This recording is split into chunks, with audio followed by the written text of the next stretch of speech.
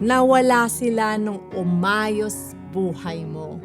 Napansin mo, habang ikaw yung laging available, andyan sila. Habang ikaw yung madaling utusan, close kayo. Habang ikaw yung walang boundaries, gusto ka nila.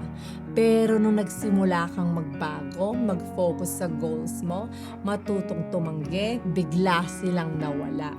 At masakit yon sa umpisa. Mapapaisip ka kung may mali ba sa'yo.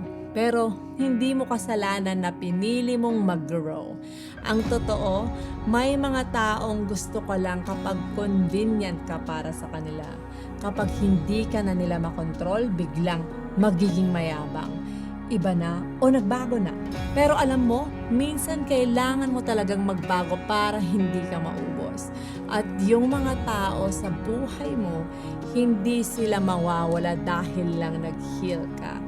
Mas susuportahan ka pa nila, kaya kung may mga taong nawala habang inaayos mo ang sarili mo, hayaan mo sila. Hindi lahat ng pagkawala kawalan. Comment growth kung may iniwan ka ring tao para piliin sarili mo.